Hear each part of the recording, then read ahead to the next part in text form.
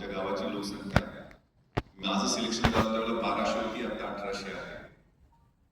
आणि ज्यावेळेला मुंबईसारख्या मोठ्या शहरातला एकही मुलगा IAS IPS मध्ये नव्हता, त्याला आमच्या गावातनं मी 3 जण IAS IPS आणि IFS मध्ये सिलेक्ट झाले होतो. सो ती स्टोरी एक सुपर 30 सिनेमा पाहिला असेल तशी सुपर 3 लोकांची स्टोरी आहे. ग्रामीण भागातली मुलं ही रान फुलासारखी असतात. त्यांना जर काळी जमीन, चांगला सूर्यप्रकाश, चांगलं खत पाणी मिळालं तर ती अशी रुजतात, अशी उमलतात, अशी फुलतात की त्यांच्यासमोर मोगरे, गुलाब, डॅफोडिल सगळे फिके पडून जातात. आम्ही 3 जण छोट्या गावातली मुलं अशीच रानफुलासारखी फुललो. लोहा जितना तपता है उतनी ताकत करता है. सोने को जितनी आग लगे उतना खूब प्रखर निखरता है. हीरे पे जितने घाव लगे वो उतना खूब चमकता है. मिट्टी का बर्तन पकता है तो धुन पर खूब खनकता है. सूरज जैसा बनना है तो सूरज इतना जलना होगा. नदियों सा आदर पाना है तो पर्वत छोड़ निकलना होगा. कंपन रूप सोडा लागती. और तू तो छत्रपति शिवाजी का मावळा है. क्यों सोचे राह सरल होगा. हर संघर्ष सफल होगा. आज नहीं तो कल होगा. हर प्रश्न का हल होगा. त्यामुळे मी आता सांगितलं तसं हे पण ऋषी बिसे उप अधीक्षक म्हणून मध्य प्रदेशमध्ये त्यांची निवड झाली असं सांगितलं. आणि मी सुद्धा माझं सिलेक्शन झालं 96च्या परीक्षेत आणि 97च्या बॅचला. आणि त्या 96 साली मी 16 परीक्षा सलग पास होत गेलेलो होतो. आणि 4 पदावरती माझे सिलेक्शन ऑलमोस्ट 4थ्या पदात माझी PSI ला सिलेक्शन झाली नाही. पहिल्यांदा मी PSI साठी फिजिकलला गेलेलो होतो. पण अभ्यास करून आणि मेसचं खाऊन हाडाची काडी आणि पुढचं बोलत नाहीये मुलांना कळालं असेल. तर तिसऱ्या राऊंडला मी धावता थकलो आणि मला 100 पैकी काहीतरी 20 मार्क मिळाले फिजिकलला. रिटर्नला खूप चांगले होते मार्क. पण माझं सिलेक्शन झालं नाही. तर 4थ्या राऊंडला धावताना माझ्या गावचा एक सब इन्स्पेक्टर कांबळे त्यावेळेला होते. ते तिथं माझ्या बरोबर आले होते. त्यांनी मला खूप शिवाय दिल्या. अशा आयुष्यात संधी येत नसतात. तेव्हा मी कांबळे साहेब, मी माझे प्रयत्न यशस्वी झाले तर पुढच्या वर्षी मी IPS होईल आणि तुम्ही मला सल्यूट कराल अशी त्याला कमिटमेंट दिली होती. त्यांनी पुढच्या वर्षीवर मला विमानानं सल्यूट केला. सो माझा deputy collector, sales tax inspector आणि IPS या 3 पदावरती एकाच वेळेला सिलेक्शन झालेलं होतं. PSIच्या मी फिजिकल त्यावेळेला परीक्षा वेगळी झालेली होती. आणि त्यावेळेला मी फिजिकली वीक होतो. पण मी ट्रेनिंग मध्ये स्वतःला मोल्ड केलं आणि माझ्या फिजिकल फिटनेस वरती मी नेहमी लक्ष देत होतो. मी महत्वाच्या पदावरती 4 जिल्ह्यांचा SP म्हणून काम केलेलं आहे. मुंबईमध्ये deputy commissioner, additional commissioner, joint commissioner, 2 पूर्ण मराठवाड्याचे 171 पोलीस स्टेशनचं मी IG होतो. पश्चिम महाराष्ट्रातल्या 144 पोलीस स्टेशनचे IG होतो. मुंबईतली 96 पोलीस स्टेशन माझ्याकडे होते पूर्ण मुंबई शहरातली. पण मी माझं काम 10-12 तास करत असताना मी माझ्या क्षमता वाढवण्याकडे नेहमी लक्ष दिलेलं आहे. आता ओळख करून देताना ते PhD करतायत बिसेन साहेब हे सांगितलं. मी सुद्धा माझं सिलेक्शन झालं होतं त्यावेळेला फक्त BA इतिहास शिवाजी विद्यापीठ कोल्हापूर मराठी वाचन एवढं माझं क्वालिफिकेशन होतं. माझं सिलेक्शन झाल्यानंतर मी MA एक्सटर्नल मुंबई विद्यापीठातून कम्प्लीट केलं. मी ज्यावेळेला लातूरला आणि नांदेडला SP होतो तिथल्या स्वामी रामानंद तीर्थ मराठवाडा युनिव्हर्सिटीमधून LLB कम्प्लीट केलं. ट्रेनिंगला होता त्याला उस्मानिया विद्यापीठातनं masters degree in police management ही 2 वर्षाची डिग्री कम्प्लीट केली. आणि IG छत्रपती संभाजीनगर होतो त्यावेळेला फर्स्ट इयर मी युनिव्हर्सिटी जॉब केली LLM मध्ये. माझं सेकंड इयर बदली झाल्यामुळे करता आलं नाही. का सांगतोय? क्वेस्ट फॉर इंटेलिजन्स, ज्ञानाची साधना. विद्वत्वं च नृपत्वं च नैवं तुल्य कदाचन स्वदेशे पूज्यते राजा विद्वान सर्वत्र पूज्यते. राजसत्तेची आणि ज्ञानाची तुलना होऊ शकत नाही. कारण राजाला फक्त त्याच्या राज्यामध्ये सन्मान मिळेल, जबरदस्ती मिळेल कदाचित, पण विद्वानाला पूर्ण जगामध्ये सन्मान मिळत असतो. क्वेस्ट शैशवेन विद्यानां यौवने विषयशीना मुनिवृत्ती वार्धक्यम योगतांते तणुतेजाम असं आपल्या शास्त्रात लिहिलेलं आहे. शैशव आणि यौवन आहे ते तपश्चर्येसाठी आहे, कष्ट करण्यासाठी आहे, अभ्यास करण्यासाठी. क्वेस्ट माझ्या आयुष्याची मी ब्लूप्रिंट बनवतोय, त्यात मला कुणी रेझ्युम करता कामा नये. माझ्या असण्याला, माझ्या बोलण्याला, माझ्या इथल्या राहण्याला अर्थ आहे. मला जेवढं आयुष्य मिळणार आहे ते जगातल्या सगळ्या नेपोलियन बोनापार्टापासून छत्रपती शिवरायांना 50च वर्षाचं आयुष्य मिळालं, सगळ्यांना तेवढंच आयुष्य मिळणार आहे. त्या जीवनाचा पट कसा आहे, असे जगावे दुनियेमध्ये आव्हानाचे लावणी अंतर नजर दोन्ही नजरेमध्ये आयुष्याला द्यावे उत्तर. नको गुलामी नक्षत्रांची, भीती आंधळ्या ताऱ्यांची, आयुष्याला भिडतानाही चैन करावी स्वप्नांची, इच्छा दांडगी असे जयाची मार्ग मिळतील त्या 70 नजर दोन्ही नजरेमध्ये आयुष्याला द्यावे उत्तर. पाय असावे जमिनीवरती आकाश विवेद घेताना, हसू असावे ओठावरती काळीज काढून देताना, संकटासही सांगावे ये बेहत्तर. नजर दोन्ही नजरेमध्ये आयुष्याला द्यावे उत्तर. करून जावे असेही काही दुनियेतून या जाताना, कहीवर यावा जगास सारा. शेवटचा निरोप देताना स्वर कठोर त्या काळाचाही क्षणभर व्हावा कातर कातर. नजर दोन्ही नजरेमध्ये आयुष्याला द्यावे उत्तर. आयुष्याचा ब्लूप्रिंट तो कसा बनवायचा, हे वय आहे. Right age, right time. लाथ मारीन तर पाणी काढीन अशी जिद्द असणारं तुमचं वय आहे. जे तुम्ही ठरवाल ते होणार आहे, फक्त त्यासाठी कष्ट करावे लागतील, प्लॅन करावे लागतील. प्लॅनिंग ट्रॅक आम्ही 3 जण सिलेक्ट झालो म्हणजे योगा आम्ही तो प्लॅन केलेला होता, ट्रॅक होता. प्लॅनिंग म्हणजे काय, deciding in advance what to do, when to do, how to do, who all are supposed to do it for you. त्याचं पूर्ण नियोजन. रिस्क आहे तो इश्क आहे, बरोबर आहे. कधीतरी रिस्क घ्यायची असते आयुष्यामध्ये. आयुष्य कसं असलं पाहिजे याच्याबद्दल एक पाब्लो नेरुदाची कविता आहे. मी जरा कविता जास्त सांगतो कारण मी इतिहासाचा आणि साहित्याचा विद्यार्थी आहे. याला 1972ला या कवीला नोबेल प्राइज मिळालेलं. You start dying slowly if you do not read, if you do not travel, if you do not listen to the sounds of life. You start dying slowly if you do not appreciate yourself, if you do not let others help you. You start dying slowly if you do follow the same path every day, become the slave of your own habits, walking on the same path and don't wear different colors. You start dying slowly if you avoid the passions and those turbulent emotions which make your eyes glisten and heartbeats fast. You start dying slowly if you do not chase your dreams and risk what is safe for that uncertain. जे uncertain आहे त्याचा पाठलाग मला करायचा आहे, ते स्वप्न पाहायचं आहे, त्याच्या पाठीमागे जायचं आहे, ते ठरवण्याचं वय आहे. मी गावात 7वी पर्यंत जिल्हा परिषदेत, आमच्या शाळेचं नाव पण काय होतं, जिल्हा परिषद मराठी मुलांची शाळा नंबर 1. मंदिरात 4थी पर्यंत बसत होती. नंतर 3 वर्ष आमची एक शाळेची इमारत झाली, त्यात मी शिकलेलो. शेतकऱ्याचा मुलगा आहे. वडील 4थी शिकलेले, आई 2री शिकलेली. वडील मोडीमध्ये सही करायचे, जुन्या मोडीमध्ये. पैलवान वडील, चांगले रेसलर होते त्यांच्या वयात. पण त्यांनी स्वप्न दाखवली मला त्यावेळेला जवळ. म्हणजे मी मुद्दाम फक्त सांगतोय की माझा प्रवास कसा झाला.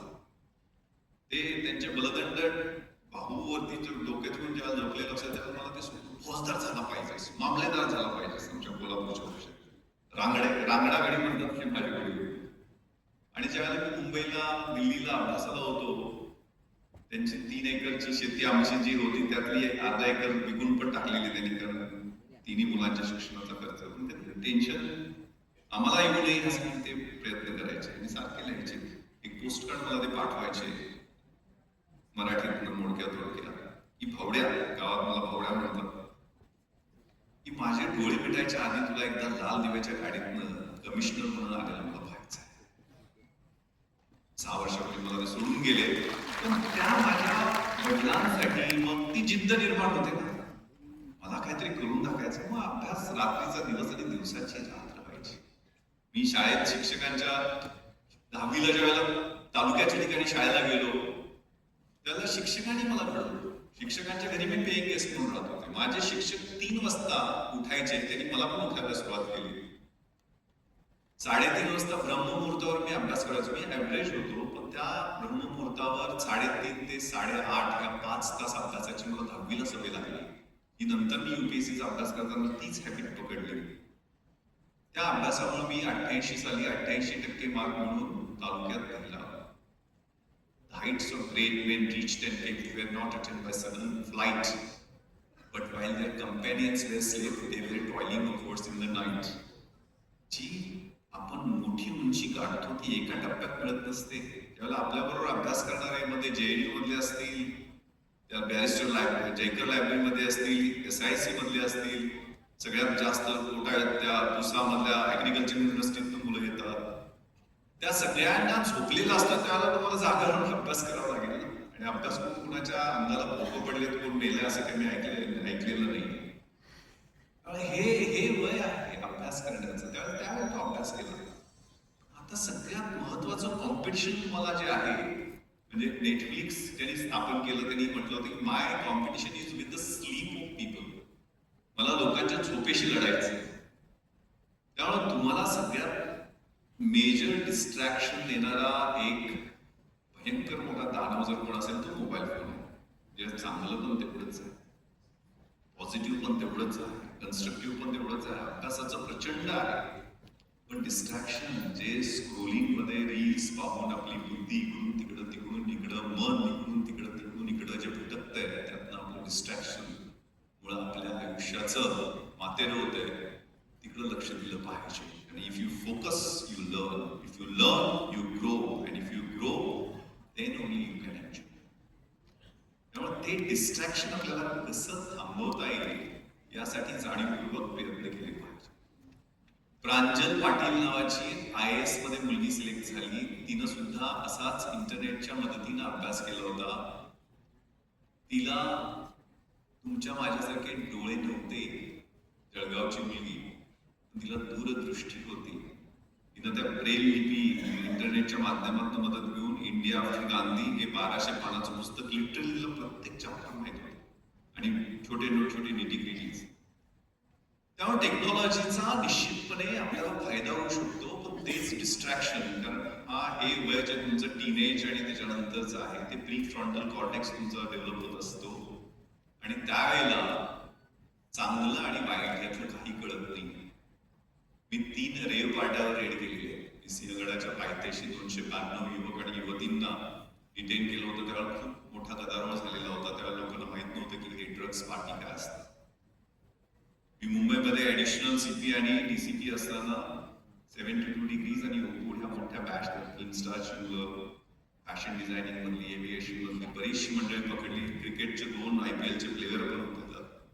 खूप गदारोळ झालेला होता. त्यावेळेला यंगस्टर्सची इंटरॅक्शन केलं होतं. मला एक मित्राचीच मुलगी त्यामध्ये होती. तिला नंतर आम्ही 64A NDPS ऍक्ट मध्ये एकदा जे कन्झम्पशन करतात, विकतात त्यांना नाही, कन्झम्पशन खातात पितात ड्रग्स, एकदा माफी मिळते.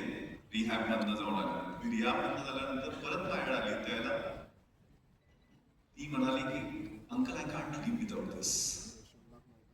एकदा सेंट्रल नर्वस सिस्टमच्या वाईट गोष्टींनी ताबा घेतला तर आपल्याला युजन नाहीये.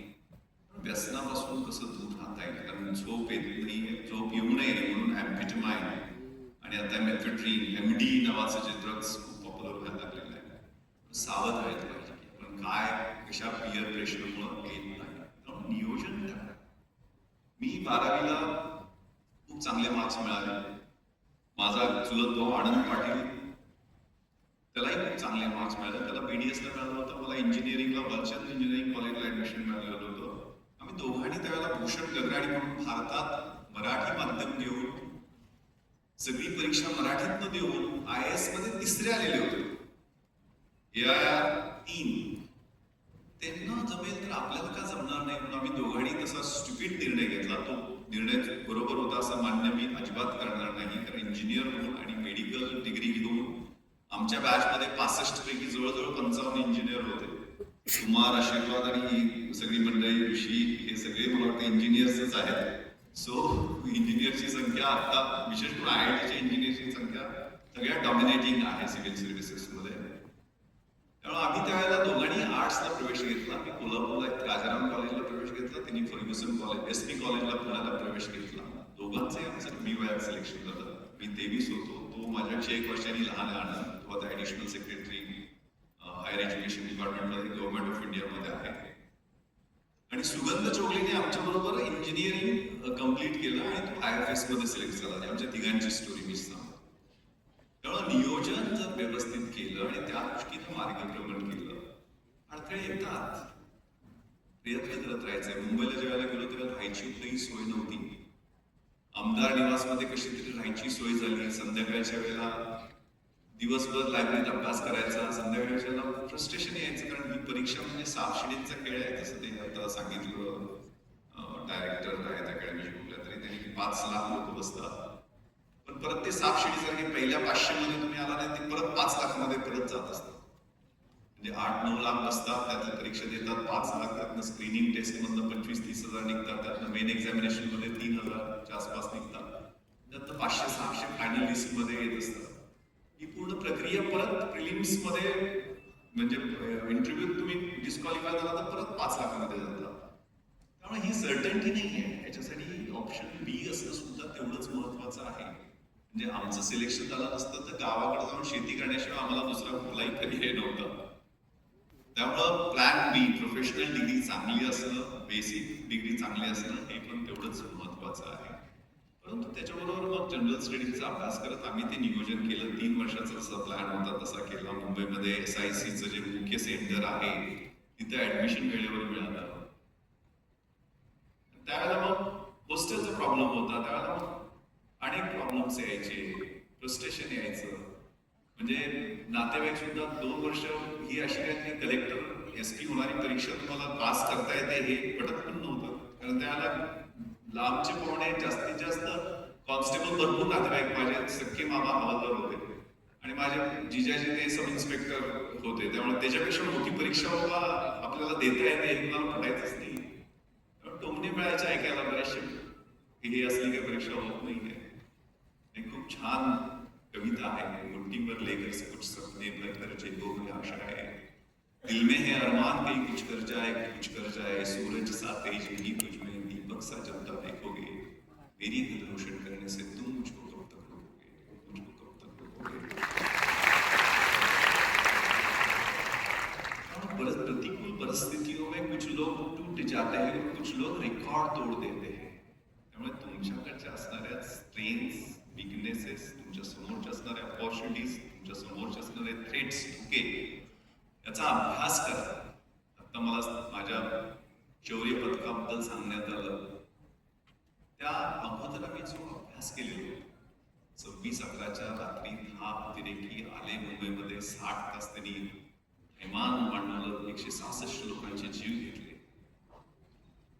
पण ते ज्यावेळेला अगोदर आम्हाला काही सूचना आलेल्या होत्या, त्यावेळेला ताज हॉटेलमध्ये जाऊन मी 9 तास त्या हॉटेलची रेकी केली. त्या हॉटेलची पूर्ण कोपरा मला माहित होता. तिथली एक्झिट्स कशी आहेत, पेरिफेरल सिक्युरिटी कशी आहे, CCTV कंट्रोल रूम कुठे आहे, हे 28 इलॅबरेट इन्स्ट्रक्शन्स मी मॅनेजमेंटला दिलेले होते की कशी सुरक्षितता केली पाहिजे. मेन गेटवर 6 कॉन्स्टेबल लावलेले होते. पण हे 3 महिन्यापूर्वी आलेलं इनपुट होतं.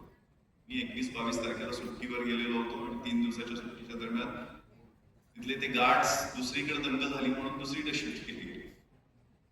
पण हे होमवर्क असल्यामुळं तिथं जाताना, कारण 9:40 अतिरेकी मुख्य दरवाजातनं आणि नॉर्थ कोट गेट जे आहे त्या गेटला मी स्पेसिफिक सूचना दिली होती. सगळ्यात वल्नरेबल, तुम्ही ताज हॉटेल पाहिलं असेल तर रस्त्यावरच आहे, त्याला काही कंपाऊंड नाही, ग्रिल नाही, काहीच नाही. ते काचेच्या दरवाजाला मी ग्रिल लावायला सांगितलेलं, स्पेसिफिक सूचना. ते ग्रिल असतं तर तिथून 2 अतिरेकी येऊ शकले नसते, कारण ते तोडणं इम्पॉसिबल. ते रायफलच्या बटणं ते तोडणं आपल्याला CCTVतनं आत आलेले दिसतात. 9:40 अतिरेकी घुसले. 9:51 आम्ही त्यांच्या पाठीमागून घुसलो. 9:10:03 क्रिस्टल हॉलच्या समोर त्यांच्यावर आम्हाला फायरिंग करता आले. सुदैवानं त्यांची पाठ आमच्याकडे होती. 4 जण हॅगरसाक घेतलेले, हातात AK-47. मी आणि माझा बॉडीगार्ड अमित घेतले, ज्याला 3 गोळ्या लागल्या. नंतर राहुल शिंदे जो SRPFचा कॉन्स्टेबल आला, तो शहीद झाला. त्यावेळेला त्यांच्याकडे प्रत्येकाकडे एक AK-47 6 डबल मॅगझिन 25 ग्रेनेड्स, 20 ते 25 ग्रेनेड्स, 8 किलोचा प्रत्येकाच्या जवळ RDXचा बॉम्ब, 6 डबल मॅगझिन बरोबर सुट्ट्या K47च्या गोळ्या, एवढी मृत्यूची सामग्री होती. माझ्याकडे ग्लॉक पिस्टल होती, ज्याच्यात 16 बुलेटचे 2 मॅगझिन्स होते आणि सुट्ट्या 40 गोळ्या होत्या. पण त्या बॅटलमध्ये ऍडव्हान्टेज जो होता ती मला टोपोग्राफी त्या हॉटेलची व्यवस्थित माहित होती. त्यामुळे कुठं कशा पद्धतीनं डॉमिनेट करायचं, कारण पहिल्यांदा ज्या वेळेला तिथं फायरिंग केलं तर क्रिस्टल हॉलमध्ये लग्न चालू होतं. आम्ही वेळ स्पर्शात ते घुसू शकले नाहीत आणि ते 23व्या मिनिटावर त्यांच्यावर काउंटर अटॅक झाल्यामुळं त्यांनी तिथनं, कारण पहिल्या 7-8 मिनिटांमध्ये जवळजवळ 21 लोकांना ते त्यांनी मारलं आणि त्यानंतर आमच्या फायरिंग नंतर जवळजवळ 1 तास एकही बुलेट त्यांना फायर करता आली नाही. आम्ही ते वरच्या मजल्यावर जाऊन डॉमिनेट करण्यासाठी निर्णय घेतला, चेक करून आलो, खाली आलो, त्यावेळेला आम्हाला वाटून पळून गेले काय. त्यानंतर ग्रेनेड ब्लास्ट झाले. त्यानंतर आम्ही सीसीटीव्ही कंट्रोल मध्ये जाऊन त्यांच्याशी एंगेज करून, सीसीटीव्ही कंट्रोल मध्ये पण मी सांगितलं होतं की इथं मॉनिटर ठेवा, नुसतं सीसीटीव्ही कंट्रोल असून उपयोग नाही. आपल्याला दिसतात तिकडून लिओपोल्ड कॅफेकडनं फायरिंग करून ते तिकडून होतं. सांगतोय कशासाठी की ह्याचं ज्ञान असले. More you sweat during peace time, less you bleed during war time. शांततेच्या काळात जर जास्त घाम गाळला तर युद्धाच्या काळात कमी रक्त सांडावं लागतं. पण हा तुमचा विद्यार्थी दशेतला जो काळ पिरियड आहे तो घाम गाळायचा पिरियड, कष्ट करण्याचा पिरियड आहे, अभ्यास करण्याचा पिरियड आहे. आणि परीक्षा सुद्धा ऍडव्हर्सरी सारखी किंवा दुश्मनासारखी किंवा शत्रूसारखी धरा. आणि मी सांगितलं तसं सुंदून सांगितलेलं आहे. 522 साली आर्ट ऑफ वॉर नावाचं पुस्तक लिहिलेलं आहे. त्याच्यात त्यांनी लिहिलेलं आहे की if you know your self and know your enemy, you need not worry about the result of 100 battles. त्या सगळ्या युद्धामध्ये तुम्हाला विजय निश्चित आहे, कारण तुम्हाला स्वतःच्या स्ट्रेंथ्स आणि विकनेसेस माहित आहेत, शत्रूच्या स्ट्रेंथ्स आणि विकनेसेस माहित आहेत. If you know yourself and do not know about your enemy, you will suffer defeat after every victory. एका विजयानंतर एक पराभव पचवावा लागेल. And if you neither know yourself nor your enemy, you will suffer defeat in every other battle. तुम्हाला स्वतःचं माहित नसेल आणि शत्रूबद्दल माहित नसेल तर 100% प्रत्येक युद्धात तुम्ही मार खाणार आहात. त्यामुळे हे मार खायचं असेल तर आपण मोबाईलवर बिझी व्हा. यौवनम धनसंपत्ती प्रभुत्वम विवेकिता एकेकम अनर्थाय पिमू यत्र चतुष्टयम, असं संस्कृतमध्ये सुभाषित आहे. मला 7वीला संस्कृत होतं. आमच्या दिगवडेकर सरांनी शिकवलेली सुभाषित सगळी मी अजून तशीच लिहून ठेवलेली आहे. त्याच्यात त्याचा अर्थ आहे की यौवन म्हणजे युथ, धनसंपत्ती, प्रभुत्व, सत्ता आणि अविवेक यातली एक गोष्ट तुमच्या आयुष्याचं मातेरे करायला, वाट लावायला पुरेशी असते. 4 गोष्टी एकत्र आल्या तर कशाचं काय होऊ शकेल. त्यामुळं आताची जी डिस्ट्रॅक्शन्स आहेत ती सावधानपणे घेतली पाहिजे. छत्रपती शिवरायांनी 16व्या-17व्या वर्षीच आपलं रक्ताभिषेक शिवलिंगावरती देऊन स्वराज्याची स्थापना करण्याची शपथ घेतली. ते वय पण 16वा-17वाच होतं ना. त्यांनी टीम मानली. 65 किलोची तलवार वागवतो त्याचं नाव वेसाची, हात तुटला तरी शत्रूशी लढत राहतो त्याचं नाव तानाजी. 18 तासात दिल्लीवरून पुण्याला घोडा घेऊन येतो त्याचं नाव धनाजी. शत्रूच्या छावणीत घुसतो आणि शत्रूच्या छावणीचा कळस काढून आणतो त्याचं नाव नेताजी. सामोरे जातो त्याला उभा फाडतो त्याचं नाव छत्रपती संभाजी. आणि या सगळ्यांना एकत्र घेऊन स्वराज्याचं नंदन करतो तो राजा छत्रपती शिवाजी. टीम आहे. तुम्ही अभ्यास करताना सुद्धा टीम बनवा. मी पॉलिटिकल सायन्स मध्ये चांगला आहे, माझं इकॉनॉमिक्स मध्ये मला गती नाही, मला दुसरा मित्र कसा सांगू शकेल. त्यामुळं अशा पद्धतीने टीमनं अभ्यास केला तर निश्चितपणे तुम्हाला फायदा होईल. आता ही सगळी मंडळी वेगवेगळ्या क्षेत्रातली यशस्वी मंडळी आहे, त्यांना विषयाचं ज्ञान आहे, त्यामुळे तुम्हाला कोर मार्गदर्शन ते करू शकतील. कुमार आशीर्वाद हे अतिशय प्रथितयश जिल्हाधिकारी आहेत, पण ते मी ज्यावेळेला CP नाशिक होतो त्यावेळेला ते शिकाऊ प्रशिक्षणार्थी IAS अधिकारी म्हणून तिथं होते. त्यामुळे ते अतिशय इनोव्हेटिव्ह कार्यक्रमांसाठी त्यांचं नाव आहे. सोलापूरला अप्रतिम त्याने काम केलेलं आहे. त्यामुळे यांच्याकडून नवीन अधिकाऱ्यांकडून तुम्हाला जास्त इनपुट्स आणि इन्साइट्स मिळतील. त्यामुळे मी पुन्हा एकदा आयोजकांचं मनापासून अभिनंदन करतो की अतिशय चांगला कार्यक्रम